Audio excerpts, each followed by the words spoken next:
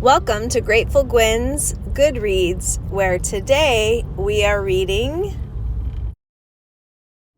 Nora and the Great Bear by Ute Krause. Story and pictures by Ute Krause.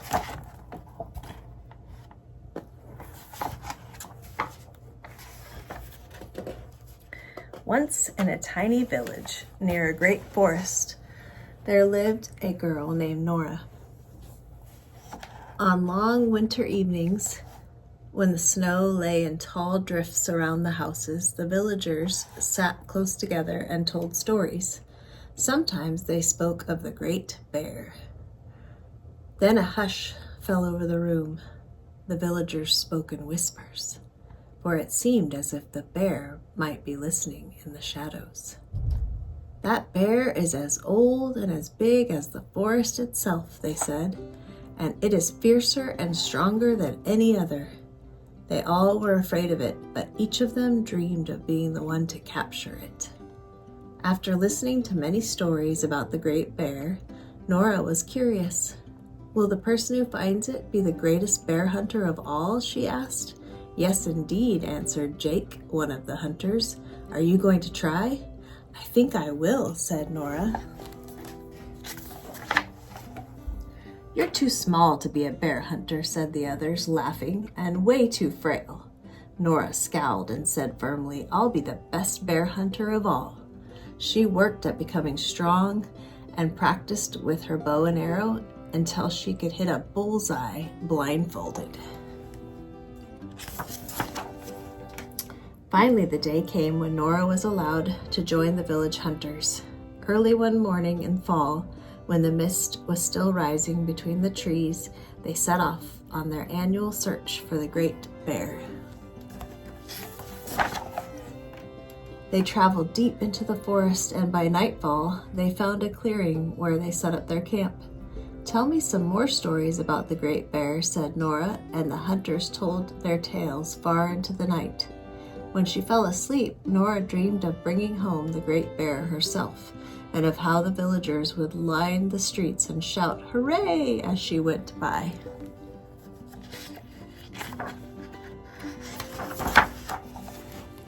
The next morning, before the gray dawn, Nora and the villagers set out to hunt the Great Bear. Nora learned how to build traps, but the Great Bear never came near them. She became a fast runner, quick to follow the dogs, but they never led her to any bear tracks. She learned to be patient as she crouched quietly with the hunters listening. Many animals came by, and Nora learned to recognize their sounds, but the bear was not among them. She learned to hunt upwind and to keep a sharp lookout for tracks until she was better than anyone at finding them. She learned to find her way around the forest until she felt at home in it. Every day she went out to search for the Great Bear until it seemed as if it were watching her, but there was never a sign of it. "I'm sure it's somewhere close by here," she said. "Perhaps," said Jake. "Then why can't we see it?" Nora asked, but Jake just shrugged and shook his head. The chill of winter filled the air, and the hunters began to talk of returning home. Nora listened sadly. "I so wanted to find the bear," she sighed. "Maybe we'll have better luck next year," the others said.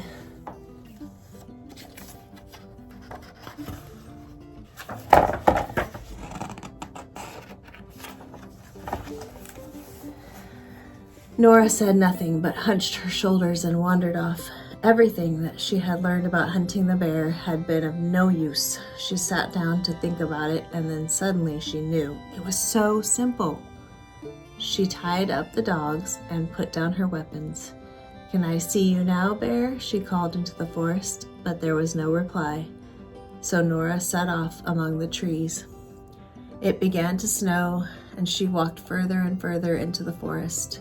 As she walked further and further into the forest, Nora thought she could feel the bear close beside her, and then she saw the track.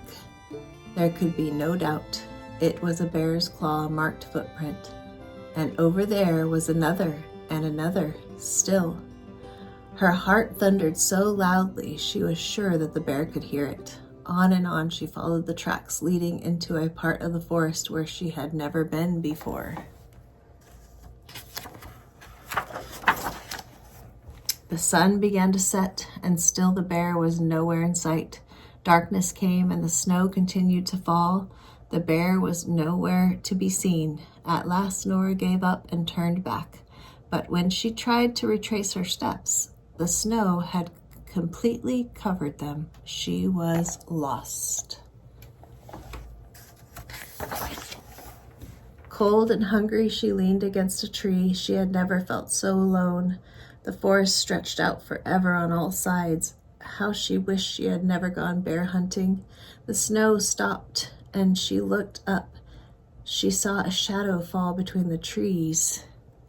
It was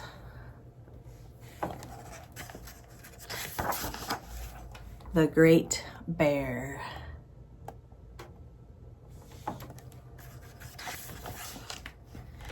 It even hid the moon as it loomed over her, bigger than she had ever imagined.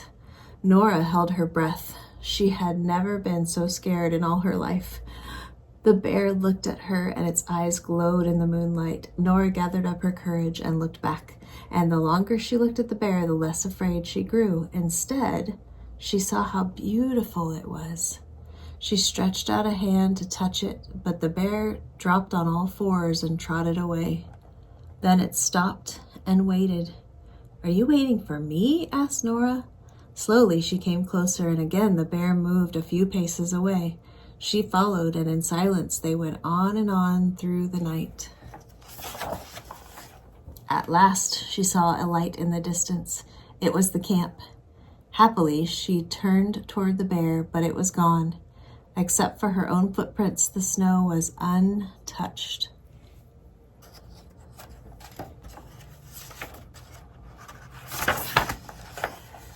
The hunters were so relieved to see her that they forgot to be angry with her for going off alone. A warm meal was soon made, and she was given so many bear hugs that she almost had her breath squeezed out of her.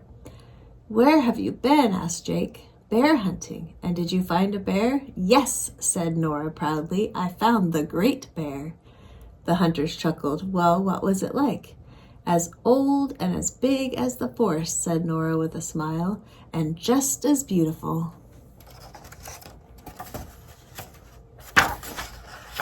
And she looked into the forest. That night, she was sure she could see the great bear moving through the moonlight. The end.